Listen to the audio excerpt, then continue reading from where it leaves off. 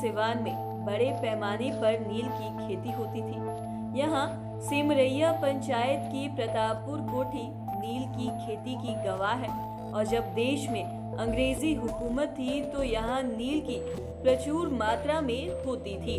आज यहाँ हजारों एकड़ भूमि बंजर हो गई है, जिसका अब कोई भी काम नहीं है। बता दें कि कुछ हिस्सों पर खेती करने का प्रयास स्थानीय लोगों ने किया था, लेकिन सफलता हाथ नहीं लगी।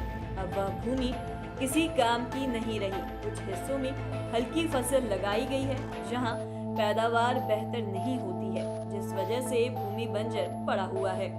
कुछ हिस्सों पर बांसफोर और राम बिरादरी के लोग धीरे धीरे निवास कर रहे हैं। और एक इतिहासकार बताते हैं कि अंग्रेजी हुकूमत के दौरान जब बंगाल के किसानों ने नील की खेती का बहिष्कार किया तो इसका असर बिहार पर खूब पड़ा। सिवान के स्वतंत्रता सेनानी बृज किशोर बाबू तथा देश रत्न डॉक्टर राजेंद्र प्रसाद ने नील की खेती का बहिष्कार करने के लिए महात्मा गांधी को राजी किया और चंपारण के राजकुमार शुक्ला को गांधी जी से मिलवाया। बता दें कि अप्रैल 1917 को गांधी जी चंपारण आए और नील की खेती के विरोध में आंदोलन भी किया। और इस आंदोलन ने अंग्रेजों को पूरी तरह से हिलाकर रख दिया था और इसका असर राष्ट्रव्यापी हुआ। और इस आंदोलन से प्रभावित होकर रविंद्रनाथ टैगोर ने गांधी जी को महात्मा की उपाधि भी दी। बता दें कि प्राचीन काल से ही सिवान खेती व संपन्नता के मामले में समृद्ध था। दरअसल सिवान जिले के नौतन प्रखंड के प्रतापपुर में अंग्रेजी हुकूमत के दौरान बड़े पैमाने पर नील की खेती हुआ करती थी, जिसका साक्ष्य आज भी मौजूद है।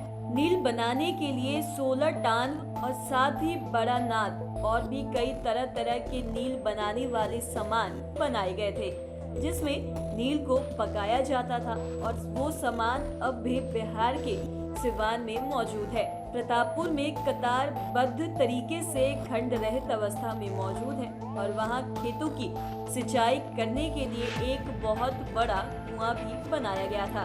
साथ में अंग्रेजों की 2 मंजिला कोठी भी थी, जिसमें वह रहना, खाना पीना, सोना सब कुछ करते थे, जो अब बिल्कुल ही ध्वस्त हो गई है। कोई काम का नहीं रहा। बता दें कि प्रतापपुर में 3 बहुत बड़ा बखार बना है, जिसमें नील को तैयार कर रखा जाता था, मतलब कि स्टोर किया जाता था, जो आज भी जीर्ण शीर्ण अवस्था में विद्यमान है। यहाँ करीब 1000 एकड़ से भी कई अधिक भूमि में नील की खेती होती थी और इसका अवशेष भी मिल जाता था। वर्तमान समय में यह हिस्सा अतिक्रमण का शिकार हो गया। वहीं कुछ हिस्सों पर खेती करने के प्रयास भी की गई, तो वहीं कुछ हिस्सा अब भी बंजर पड़ा हुआ है। स्थानीय लोगों का कहना है कि यहाँ अंग्रेज नील की खेती किसानों से कराते थे और नील भी तैयार कराते थे। साथ ही उन्होंने बताया कि करीब 1000 एकड़ से अधिक भूमि में नील की खेती होती थी, जो वर्तमान समय में अतिक्रमण का शिकार हो गया।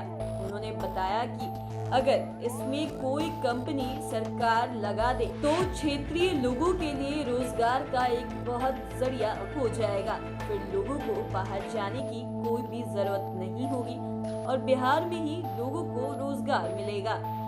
इतिहासकार बताते हैं कि नील की खेती से सिवान का बहुत बड़ा संबंध है, क्योंकि सिवान की 85% भूमि कृषि योग्य व उपजाऊ थी और नील की अच्छी फसल हो जाती थी।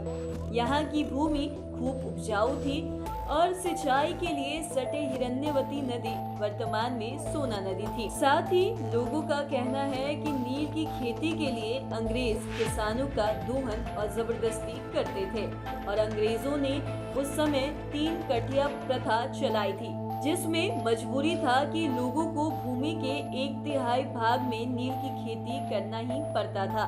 बता दें कि नील की जड़ें काफी नीचे तक जाती थी तथा भूमि की उर्वरा शक्ति को खत्म कर देती थी, जिसका कारण भूमि पूरी तरह से बंजर हो जाता था। फिर भूमि किसी भी काम का नहीं रह पाता था।